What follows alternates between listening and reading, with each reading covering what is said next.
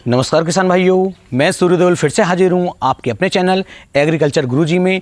किसान भाइयों, यदि आप इस वीडियो को देखने के लिए यहाँ पर आ गए हैं तो इस वीडियो को पूरा देखे बिना आप बिल्कुल भी नहीं जाइएगा। इस वीडियो को आप पूरा देखें। 4 से 6 मिनट के आसपास की ये वीडियो होगी, लेकिन वीडियो के अंदर जो जानकारी आज मैं आपको देने वाला हूँ बहुत ही शानदार और बहुत ही गजब की जानकारी मैं आपको दूंगा। किसान भाइयों, इस समय पर लगभग 70 से लेकर 80% किसान भाई जो हैं अपने गन्ने की फसल को लेकर के बहुत ज़्यादा चिंता में हैं।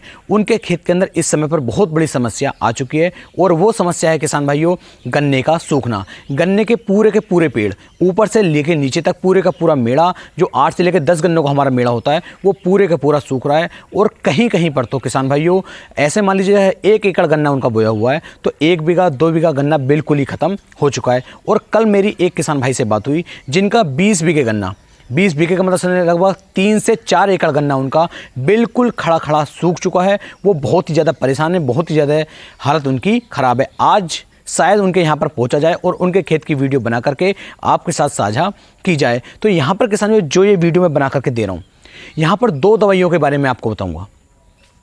स्प्रे भी कर सकते हैं, खाद में मिलाकर नीचे भी डाल सकते हैं। तो बहुत ही ज़बरदस्त ये वीडियो आपके लिए होने वाली है। आज तक मैंने कभी भी आपसे ये नहीं कहा कि इस वीडियो को आपको पूरा ज़रूर देखना है, तो इस वीडियो को पूरा देखें। पूरा देखेंगे तो आप ही का लाभ होगा किसान भैया। और जितनी ज़्यादा अच्छी जानकारी आज मैं आपको यहाँ पर देने वाला हूँ, ये शायद आपको किसी ने ना दी हो। एक बात का मैं और बता दूँ कि ये जो है लाल सड़न रोग की वजह से हो रहा है, फंगस की वजह से हो रहा है। हमारे गन्ना जो है ये 0238, इसके अंदर जो बीमारियां हैं वो हिसाब से कुछ ज़्यादा आ गई हैं। तो पूरे का पूरा जो आपका मेड़ा ये सूख रहा है, इसे आप एक तरीके का कैंसर भी कह सकते हैं, क्योंकि इसमें पूरे के पूरे जो खेत हैं वो बेकार होते चले जा रहे हैं। यहाँ पर एक चीज़ का भी आपको ध्यान देना है कि खेत के अंदर पानी नहीं चलाना है। यदि खेत के अंदर आपने पानी चलाया, यहाँ पर एक मेड़ा है, इस मेड़े के अंदर ये दिक्कत चल रही है और यहाँ पर जैसे ही आपने पानी चलाया और यहाँ से पानी जब अगले मेड़े के पास पहुँचेगा तो ये बीमारी किसान भैया अगले मेड़े में भी पहुँच जाएगी। इस चीज़ का भी आपको ध्यान देना है।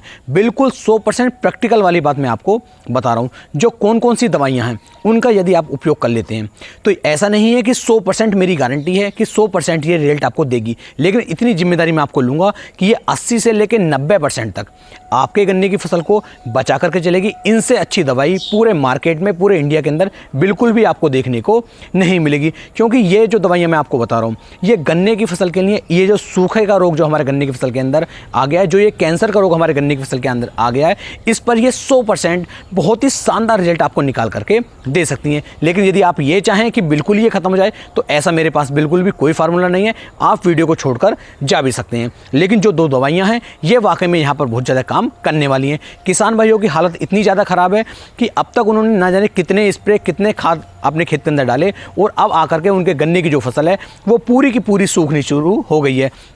जब आपको दिखाई दे कि गन्ना आपका सूखना चालू हो गया तो सबसे पहले आपको क्या कार्य करना है? सबसे पहले कार्य करना है कि उस मेड़े को बिल्कुल ही उखाड़ देना है और उखाड़ने के बाद उसे अपने खेत से बाहर निकाल देना। और वहाँ पर किसान भाई आपको जो चूना होता है, चूने का वहाँ पर छिड़काव कर देना और ऊपर से मिट्टी डाल देनी है। एक कार्य तो आपको ये करना है।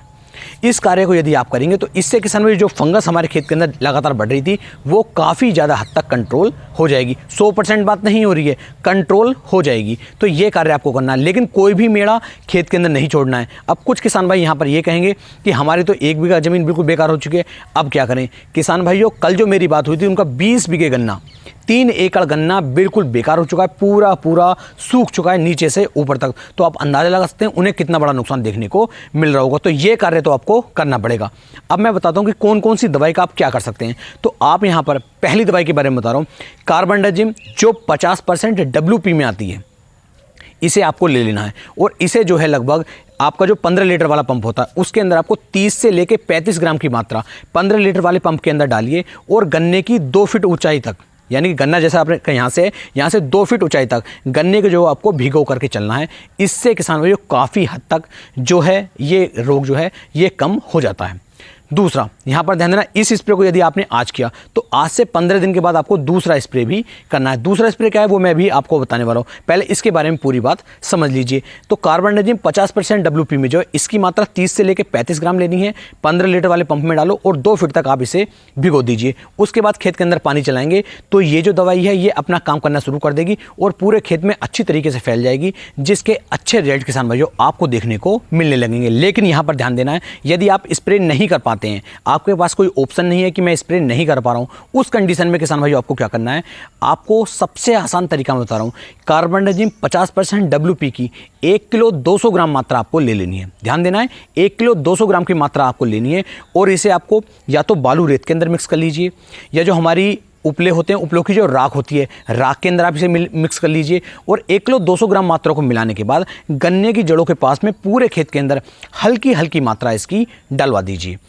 उसके बाद किसान भाइयों आप अपने खेत के अंदर पानी चला देंगे। यदि आप अब पानी चलाएंगे तो ये जो दवाई है, जो कार्बेंडाजिम हम डलवा रहे हैं, ये गन्ने की जड़ों में अच्छी तरीके से बैठ जाएगी, अच्छी तरीके से अवशोषित हो जाएगी और जो फंगस हमारे गन्ने की फसल के अंदर पनप रही थी, उस फंगस को किसान भाइयों काफ़ी हद तक कंट्रोल करने में हमारी मदद करेगी। तो आप इसका स्प्रे भी कर सकते हैं, और स्प्रे नहीं करते हैं तब आप इसे राख के अंदर या बालू रेत के अंदर मिक्स करके आप इसे अपने गन्ने की जड़ों के पास में डलवाएंगे और बाद में पानी देंगे तो ये यहाँ पर काफ़ी अच्छा कंट्रोल करेगी। इन दोनों कार्यों को करने के बाद मान लीजिए आज आपने स्प्रे किया या फिर आज आपने इसे मतलब बालू रेत के अंदर या राख के अंदर मिक्स करके डाला, तो इसके पूरे 15 दिन के बाद, ध्यान देना है, इसके पूरे 15 दिन के बाद आपको दूसरा स्प्रे करना है या फिर दूसरा खाद अपने गन्ने की फसल के अंदर डालना है। अब दूसरा स्प्रे यहाँ पर कौन सा करें जिससे कि हमारे गन्ने की फसल इससे काफ़ी ज़्यादा हद तक सेफ हो जाए, इससे बच जाए। ये भी आप ध्यान रखें कि दोनों का ही उपयोग करना है। ऐसा ना करें कि कार्बेंडाजिम का उपयोग कर दिया और जो मैं दूसरा स्प्रे बता रहा हूँ उसका उपयोग नहीं किया। दोनों का उपयोग करना है और 15 दिन के अंतराल पर यदि आप करेंगे तभी आपको शानदार रिजल्ट मिलेंगे। दूसरा जो स्प्रे यहाँ पर आप करने वाले हैं वो करना है आपको थायोफिनेट मिथाइल 70% WP का। ये बहुत ही गजब का किसान भाइयों एक फंगीसाइड है जो हमारी गन्ने की फसल के ऊपर बहुत ही रामबाण तरीके से कार्य करके चलता है। तो गन्ने की फसल के लिए आप इसका उपयोग भी कर सकते हैं। तो जो हमारा थायोफिनेट मिथाइल 70% WP है, इसकी मात्रा जो आप लेंगे, 15 लीटर वाले पंप की बात कर रहा हूँ, तो यहाँ पर 30 से लेकर 35 ml की मात्रा आपको थायोफिनेट मिथाइल की लेनी है। और इसका भी स्प्रे आप गन्ने की मतलब 2 फीट तक जो आपका गन्ना है वहाँ तक आप इसका स्प्रे करेंगे तो ये भी गन्ने की फसल के ऊपर काफ़ी शानदार रिजल्ट निकाल करके देगा। तो थायोफिनेट मिथाइल का भी स्प्रे आपको करना है कम से कम 15 दिन के बाद, और उसके बाद गन्ने की फसल के अंदर आप पानी चला देंगे। इससे काफ़ी हद तक जो हमारा गन्ना ये सूख रहा था, जो पूरा पौधा बेकार हो रहा था, ये होना बच जाएगा और हमारी गन्ने की फसल काफ़ी लंबे समय तक फिर हरी भरी बनी रहेगी। क्योंकि अभी हमारे पास कम से कम 1 से लेकर 1.5 महीने का समय है, जब तक मील चालू नहीं होते तब तक हमें अपने गन्ने को जो है बचा करके रखना है। और अगले वर्ष तो किसान भाइयों हमें जो है दूसरे बीज का चयन करना ही पड़ेगा। अब बात कर रहे हैं यदि आप थायोफिनेट मिथाइल का स्प्रे नहीं कर पाते हैं, उस कंडीशन में आपको क्या करना है। तो थायोफिनेट मिथाइल की 1 किलो की मात्रा आपको लेनी है, या 1 किलो 200 ग्राम तक की भी मात्रा लेंगे तब भी कोई साइड इफेक्ट इसका देखने को नहीं मिलेगा। इसकी मात्रा आपको ले लेना है और लगभग 15 से लेकर 20 किलोग्राम यूरिया के अंदर आपको जो है थायोफिनेट मिथाइल को अच्छी तरीके से मिला लेना है। अच्छी तरीके से इसकी कोडिंग तैयार कर लेनी है। या यदि आप यूरिया नहीं डालना चाहते, क्योंकि यूरिया ज़्यादा डालेंगे तो इससे भी नुकसान होगा, तो यूरिया की मात्रा 15 से 20 किलोग्राम, इससे ऊपर बिल्कुल भी नहीं लेनी है। दूसरा, या फिर इसे आप बालू रेत के अंदर मिक्स कर लीजिए, या फिर इसे आप राख के अंदर मिक्स कर लीजिए। इन सब के अंदर इसे अच्छी तरीके से मिलाने के बाद जब आपकी कोडिंग तैयार हो जाती है तो गन्ने की जड़ों के पास में आपको इसे भी डलवा देना है और उसके बाद पानी चला देना। यदि आप ऐसा करते हैं तो थायोफिनेट मिथाइल अपना 15 दिन बाद कार्य करना शुरू करेगा और 15 दिन पहले से आपका कार्बेंडाजिम प्लस में जो हमारा कार्बेंडाजिम 50% वाला फार्मूला था वो भी काम कर रहा है। तो दोनों फार्मूले जब काम करेंगे तो हमारे जो गन्ने की फसल है जो सूख रही थी वो सूखना बंद हो जाएगी और हमारी फसल काफ़ी हद तक इन चीज़ों से बची रहेगी। लेकिन ध्यान देना है, यदि आपने दवाई डाले बिना अपने खेत के अंदर पानी चलाया तो एक मेड़े से दूसरे मेड़े पर और दूसरे मेड़े से तीसरे मेड़े में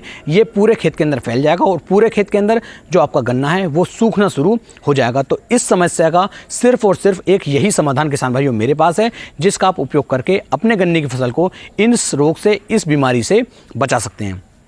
एक बात का ध्यान और रखना है, यदि दवाई नहीं डाल रहे हैं तो किसान भाइयों जो गन्ने सूख गए उन गन्नों को उखाड़ करके खेत से बाहर निकाल दीजिए और वहाँ पर चूने का उपयोग आप कर लीजिए, जिससे कि कम से कम जो हमारा गन्ना वाकई बचा है वो गन्ना तो हमारा सेफ हो जाए। मैंने पूरी कोशिश की है आपको एक सही और शानदार जानकारी देने की। यदि मेरी जानकारी, मेरी वीडियो आपको काफ़ी ज़्यादा पसंद आई हो तो इसे ज़्यादा से ज़्यादा किसान भाइयों तक शेयर करें, जिससे कि और भी किसान भाई इस बीमारी से अपने गन्ने की फसल को बचा सकें और अपने गन्ने को पुनः पहले की तरह हरा भरा रख सकें और अपने गन्ने को मील तक डाल सकें।